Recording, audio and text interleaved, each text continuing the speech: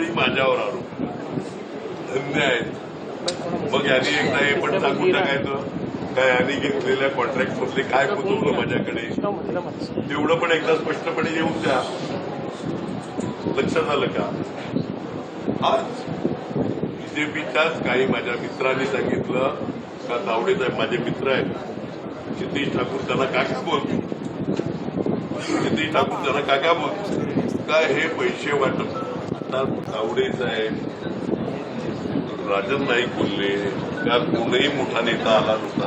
पण मी थोडक्यात सांगायला पाहिजे होतं तुम्ही एका सर्व्हेमध्ये ही सीट 0 आहे आपली त्याच्यामुळे नेते कोण आले नाही.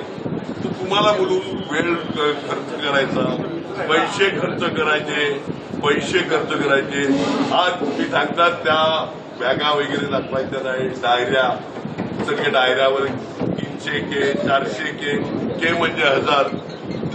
निवडणूक आयोगाने पैसे पकडले या हॉटेलमध्ये त्याचा पण उल्लेख एकाच रूममध्ये 10 लाख रुपये अजून खर्च चालू आहे. मग हे पैसे कुणाचे आता एवढं तर सांगू नका. तर आपण बघतो हे पैसे कोणाचे असा प्रश्न यावेळेस ठाकूर यांनी केलेला आहे.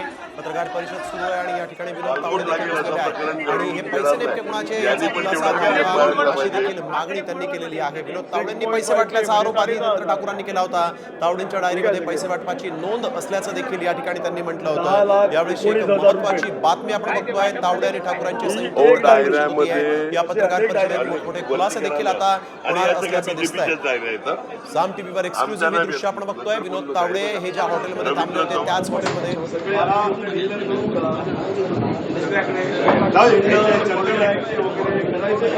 मला असं वाटतं की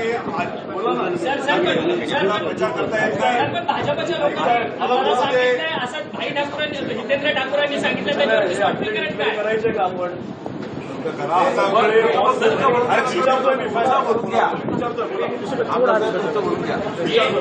आरोप आता मी बोलतो